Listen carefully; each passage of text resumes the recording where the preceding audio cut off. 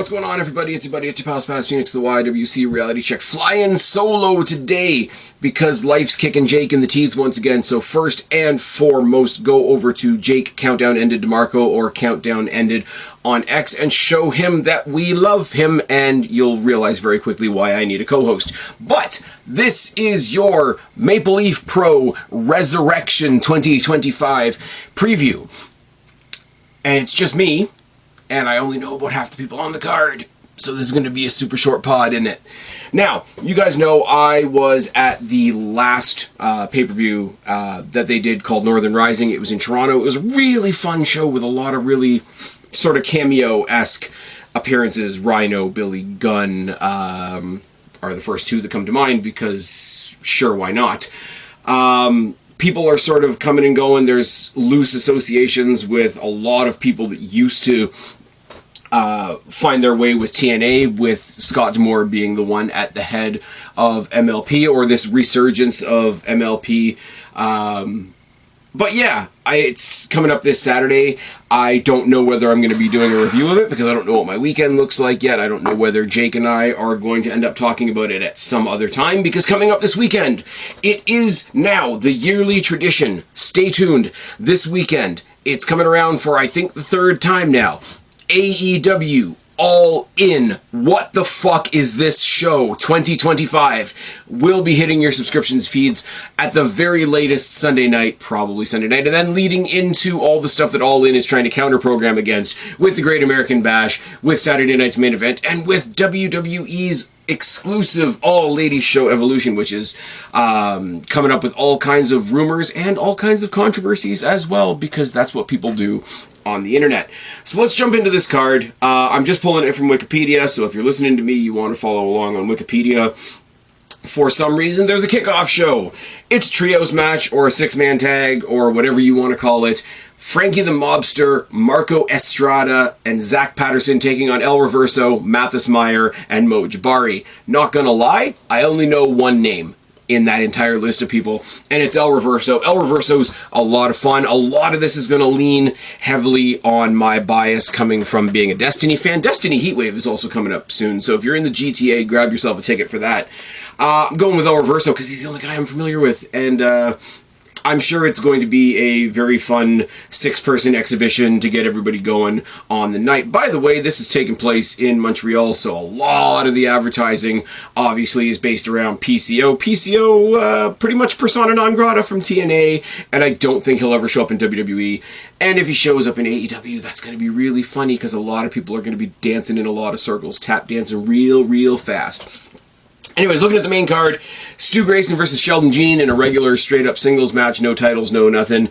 Stu Grayson took on Tom Latimer at the show that I was at for the NWA World Heavyweight Championship. Kind of, I don't want to sound like a dick when I say this, kind of hard for me to get invested in that totally because I don't follow the NWA. I know a lot of people that have made their way back to WWE did stints in the NWA. I know the NWA Championship was defended between Nick Aldis and Cody Rhodes at the All-In that existed before AEW. But other than that, maybe way back in the day when Jeff Jarrett brought the NWA titles to WWE. If anybody remembers that, they brought the NWA, I think it was the NWA TV title and tag title. Somebody can correct me down in the box below because I'm sure I'm wrong about that. But Stu Grayson, one of the ones from AEW that I don't mind. It's just I don't love the guy. I don't have anything against the guy. Guy shows up on my TV. I'm like, you're familiar. I'll watch you. With the way people were moving around, I missed most of the Tom Latimer versus Stu Grayson match at the show that I was at. So that's unfortunate. Sheldon Jean, I've only seen once or twice. I don't have too much to say about it, but it's an exhibition, and it's one of those things where, if nothing else, I'll get a better look at Sheldon Jean, and I'll get to see Stu Grayson, who I'm familiar with. It is one of those things as well. It's borderline, somebody took a camera into an indie show for you type of stuff. So if it's just, here's some wrestling, I used to say the same thing about WWE house shows. If not everything is blowing me out of the water, if not everything is gripping me with both hands, that's okay, because it's also kind of, here's some wrestling, and I'm okay with that. I'm gonna go with Stu Grayson only because he's the one that I'm a little more familiar with. All due respect to Sheldon Jean, maybe I change my opinion by the end of Saturday. Also hoping to see Jurassic Park 7, is it going to be? On Saturday as well, so we're going to see how these two things counteract. Also, finished watching Ironheart, and yeah, like I said with Jake the other night on the pod, sort of an interesting character, really well acted. I like the actress, I can't think of her name right now, but the show itself is shit with some really, really dangerous social messages. So I would avoid at all costs if I was you. You know what I wouldn't avoid? Oh, look at the transitions there. I'm really tired and I really need a co-host. The Good Brothers are going to take on the Bullet Club War Dogs, Doc Gallows and Carl Anderson versus David Finlay and Drilla Maloney. Now, I saw this match at Northern Rising. They brawled almost amusingly to a countout. And they're just going to do a rematch here. They're going to hit each other real hard. The Good Brothers are doing this, like, phony, religious, let us come bless you because we're the actual Good Brothers thing. I don't know whether that's a New Japan thing. I don't know whether that's an ROH thing. I don't watch either. I know the Good Brothers through WWE. It is what it is. I think it's amusing. I think it was great to see them live. I do believe when I went to Northern Rising, it was the first time I've actually seen the Good Brothers live. And those of you that are more familiar than me don't have to be told, Doc Gallows is a big motherfucker. There was a lot of big motherfuckers on that show. He was one of them. Good Brothers for the win. Again, my bias is leading a lot of these picks. Now, looping back around to the NWA World's Heavyweight Championship on Tom Latimer, who, again, I saw him for the first time in Toronto, and I only saw a bit of the match. I don't want to pass any judgment because I don't really have any. The NWA World's Heavyweight Championship, we've been over that. It's a belt that I'm aware of its prestige, but I don't feel it as a fan. So if Matt Cardona wins it, I'm going to be happy because it's Matt Cardona, and he won it, and he's still doing stuff with TNA, but he's not in TNA. I really do. I'm going to pop. Like, it's another one of those things. We talked about the other night, the possibility of Saraya coming back to the WWE. And I'm not saying throw a million belts on her. I'm not saying throw her in the main event, anything of that caliber. I don't want her walking out on Raw and bitch slapping Rhea Ripley or something like that. I just want something for, because, you know, personal favorite, you know, nostalgic favorite. What's the word I'm looking for? Sentimental favorite. Thank you, brain. There's a little bit of that with Matt Cardona. Now, it'll be funny because I want to see Matt Cardona in WWE because I miss Zack Ryder, because I thought that was a lot of fun. Get Zack Ryder in there, get Danhausen in there, get them interacting with R-Truth once he's back to being goofy again. Get Mr. Iguana in there and Psycho Clown, even though that'll drive Jake nuts. But the funny thing about that will be is if he does show up back in WWE, it won't be Matt Cardona. It would be like when Fandango showed up in NXT, and he was Fandango for one entrance, and then he went on into his match as JDC. That's the weird TNA NXT reality that we're living in. I'm going to go with Matt Cardona because I don't know what other titles are changing here. And again, I say at the end of the day, it doesn't do much for me to say Matt Cardona, because Matt Cardona holding the NWA World's Heavyweight Championship doesn't say, oh my god, NWA has a new champion. It says, oh my god, Matt Cardona has a belt. And seeing as Sasha Banks is throating her way to like 12 of those things, Matt Cardona can have one. It's absolutely fine. Matt Cardona is also embroiled in some sort of thing with Shotzi Blackheart where they're fighting over the title of King of the Indies. Which brings me to Shotzi Blackheart taking on Giselle Shaw for the MLP Women's Canadian Championship. I had a lot of fun with Giselle Shaw and her match at, I keep forgetting the name of the show that I was at Northern Rising. Giselle Shaw, most people know her from TNA. Once again, there's that tie-in with Scott D'Amore. There's other people that have said really disparaging things about Giselle Shaw and Scott D'Amore, which is, you know, you could just go outside and touch grass. It's free. But her time in TNA, from being the quintessential diva to the quintessential knockout, the gimmick that she pulls, I hope she's managed by George Iceman once again, but then that's just because George Iceman is awesome. On the other side of the coin, who's she facing? She's facing my girl Shotzi. Shotzi, who I haven't been able to call Shotzi Blackheart since I saw her at Destiny. Check it off your Spaz Phoenix bucket list. It's fine. Shotzi Blackheart rolls into Montreal on the tank and rolls out with the MLP Women's Canadian Championship. Cool, all good.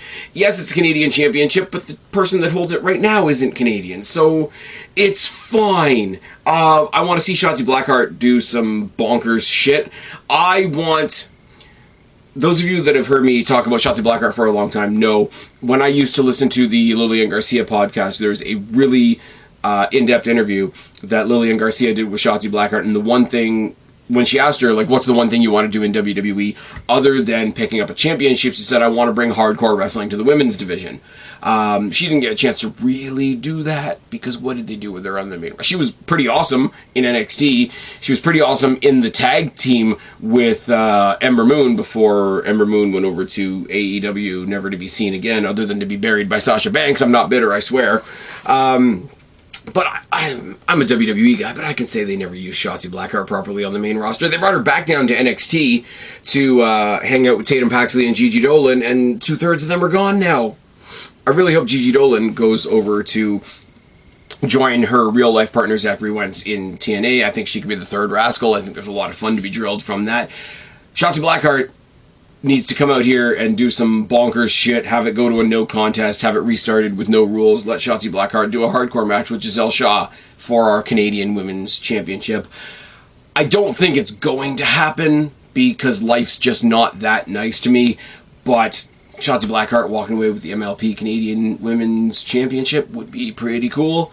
When I saw Shotzi initially at Destiny and then proceeded to have Silesia Sparks cut a promo on me because I was wearing a Shotzi Blackheart t-shirt, Destiny didn't have a women's championship at the time, and there's a big missed opportunity to have somebody as cool as Shotzi carrying our championship. Wink, wink, nudge, nudge. Let's get her back to Destiny. Rohan Raja is taking on Alex Hammerstone, or as he's listed here, just Hammerstone. I don't know which one he does. They're fighting over the PWA Champions Grail, which is something I always have to go back and look at because it's a combined title. We're going up to All In quite soon, where Okada and Omega are going to create the unified title. We'll see how that goes. I'm going to have a lot to say about All In when we do our All In preview. The PWA is the unified working arrangement between Maple Leaf Pro, Oceania Pro Wrestling, and Qatar Pro Wrestling. The three of them came together in a support system, talent exchange, collaboration type thing. And to unify that, they created the PWA Champions Grail. The first champion is Rohan Raja. He's the only champion. He's the, I guess, longest reigning for 258 something days now. He beat Jake something. Speaking of big motherfuckers, for that title, he's going to take on another big motherfucker in Alex Hammerstone. Hammerstone and Jake something were a tag team not that long ago, so maybe Jake something shows up and there's a little bit of a skyscrapers thing. Don't want to say skyscrapers actually, because Bishop Dyer and Dijak are over in MLW, not MLP, winning the MLW Tag Championships. So lots and lots of people coming into WWE, but also equally, as we discussed on the last pod, lots of people showing that we can succeed. There is life after WWE. Not that anybody wants to get let go, not that I want to see anybody let go, but it is no longer a career death sentence to be let go from WWE. So let's pull back on the hyperbole just a little bit. Hammerstone was the Destiny champion not too long ago, so who do you think I'm going for with this? I like Rohan Raja enough. He's an entertaining dude. He's been at Destiny. I've seen him at other MLP shows. But it's Hammerstone.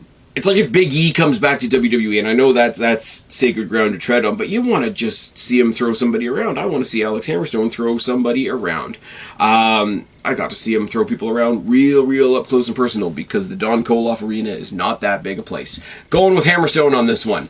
Now, the main attraction of this show. I don't know whether this is going to be the main event. It's not clear, because there is a MLP championship match listed later on down the card. But majority, and this is, again, coming off of what happened at Northern Rising and the Gauntlet for the Gold Battle Royal that they had, PCO was in that match. PCO is obviously from Montreal. PCO is, like I say, persona non grata from TNA for showing up at a different show and smashing the Internet Championship or the Digital Media Championship, causing Santino Marella to create the TNA International Championship, now held by Steve Macklin. But, yeah, he's pretty much done. He's pretty much done with TNA. Obviously, PCO was in the Gauntlet for the Gold, Chase the Gold Gauntlet, whatever they called it. I'm terrible at this without a co-host. Jesus Christ. He was taken out by a big motherfucker. And that's all I really knew at the time. He was managed by Jimmy Jacobs, who I've only heard bad things about, so he's probably a good guy. Let's be real for a second. But apparently the dude's name is Dan Maff. Dan Maff, Dan, big motherfucker, I don't know. They're going to have a House of Pain match. When I clicked on this to see what a House of Pain match actually is, because I assume it's just a hardcore match under a different name. When I clicked on this, funny enough, it took me to a different part of Wikipedia that was actually the Ravens Clockwork Horse House Fun match, which is not the same thing, I'm going to guess anyway, unless Raven's going to randomly show up and say, I deem this a Raven match, which would be weird, because that's the match where they have like a fence, but it's only on one side of the ring, and it's strange. And they do that a lot in TNA, so it's going to be PCO doing big motherfucker stuff with this guy Dan Maff, who I'm technically seeing for the first time other than a run-in, managed by Jimmy Jacobs, who I only know in completely different context. And if that's not enough, if there's not enough Big E special, big meaty men slapping man meat in this match already, the special referee is Billy Gunn. Realistically speaking, PCO's the face, PCO's the hometown boy in Montreal, Dan Maff is the guy that, that rascally heel, whatever, I don't know what I'm trying to say. He's the guy that fucked with PCO. PCO is not human, as his X account will tell you, which is strange. He's going to go do, Wrestling's Frankenstein stuff and kill Dan Maff, and he's probably going to do something really funny to Jimmy Jacobs. I think Billy Gunn is going to be ridiculous in this match. I'm pretty sure he's going to do the Shawn Michaels and come out in, super small referee tights, and it's going to be odd, but we're going to forgive it because it's Billy Gunn, and if I look like that at 60, I will be a happy guy. Going with PCO, obviously, I think it's going to be a lot of fun. I think it might, because of the hometown boy exhibition, it's the big stepped up match of the evening. I think they might put this over the championship match, but that's not how it's listed. The championship match, which may be the main event, talk about guys that have just left TNA. One landed in AEW, unfortunately for us, and the other one is kind of, as far as I know, fucking around with free agency at the moment. It's Josh Alexander defending the title against Ace Austin. Now, Josh Alexander winning the Gauntlet for the Gold to become the first MLP Canadian Championship of this iteration of MLP was great, because the way they ran the Gauntlet was, it was basically a Royal Rumble until the last two people, and then the last two people have a regular match, and it was Josh Alexander in Canada facing Matt Cardona, decked out in all his Americana. And by the way, my American friends listening out there, not all of us hate you. I'm just putting that out there. I hope you have a good 4th of July, and I mean that from the bottom of my heart. Handshakes over the border. If that upsets you, please don't set my Tesla on fire. It's fine. Josh Alexander is an amazing wrestler. If you guys have listened to me for any amount of time, Josh Alexander was just becoming the guy at Destiny when I first started going to Destiny shows. And Ace Austin, I'm surprised, is done with TNA because he had the thing with Chris Bay. Chris Bay is still on his road to recovery. I don't know if he's going to leave after he's recovered and rejoin Ace Austin, whether they're going to do tag team stuff or whether he's going to strike out on his own and do some stuff. I don't think there's a chance in hell that Ace Austin is winning this match, if you want me to be honest with you. Not gonna lie, selfish bit of me is kicking in right now. Ace Austin would look real fucking good in NXT, and if he shows up in NXT, if he becomes the next signing to NXT, there's a lot of former friends from TNA just kind of crossing over here and there. He was doing a lot of stuff with the Rascals on on his way out the door, I guess, when we didn't really know he was on his way out the door. So if he landed in NXT, he'd have a ready-made feud with Wesley and High Rise, should they choose to do that. Also, and I'm saying this as an NXT guy, as a WWE guy in general, NXT, we praise the women's, we say this all the time, praise the women's division all the time, because the women's division is the focus in NXT right now. The guys need to play catch-up right now. They really, really do. Ace Austin, Ricky Saints, there's a match I'd like to look at. Ace Austin, Ethan Page. Ace Austin either fighting or teaming with somebody like a Javon Evans would be fantastic. I pine for the days that there was a relatively respectable cruiserweight division. Ace Austin as an NXT star going back to TNA and stealing the X Division Championship would be hilarious. But yeah, like I say, as far as my familiarity with all this goes, a lot of it comes from me going to Destiny shows, a lot of it comes from me being a TNA fan, and a lot of it is just, I don't know, random ass people, especially in the kickoff. I don't want to sound dismissive when I say El Reverso is the only guy I know in that match. It means there's 5 other guys that I get a chance to see for the first time. Are you guys watching Resurrection? Are you guys, if you're in the area, if you're in the Montreal area, are you going to Resurrection? Tell me what you think. Tell me what you think of this. If you're not going to the show, you're not familiar with MLP, but you're familiar with some of the people that I've named here, and you think that I'm missing something, there's a key piece of knowledge or something that I should definitely check out, like, I don't know, if you're a big Mojibari fan and there's one really kick-ass Mojibari match out there that I really need to see, toss it all in the box below. I'm kind of going a little helter-skelter here. The matches kind of are what they are, and there's a lot of people on this card that I don't know, and I don't have a co-host. So I hope you guys have bore with me for this long. If you didn't like this, go back one. We did the State of Wrestling. Me and Jake did our more typical stuff. Talked about the big pushes for Karrion Kross and Aleister Black. Talked about the 3 new champions in WWE, and talked about a lot more talent than WWE might be scooping up in the very, very near future. It's a very, very cool time to be a fan in general. Are you watching MLP? Are you going to a Destiny show? Are you watching TNA? Are you excited for All In? I want that side of the conversation as well. Are you excited for the other pay-per-views that All In is counter-programming? Let me know about that as well. All that content is going to be coming to you guys over the next 5-7 days or so. It's busy. It's busy. It's a mini WrestleMania season where we've got 5, 6, 7 shows to look forward to. I've rambled for quite long enough. If you've lasted with me this long, thank you very much. This has been your preview for MLP Resurrection 2025. I've been your buddy, your pal Spaz, Phoenix, the YWC Reality Check. Subscribe up there, talk down there, start a conversation. Keep all of these conversations going. Don't be a stranger. I'll talk to each and every last one of you later, but for right now, I am tagging out. Bye, guys.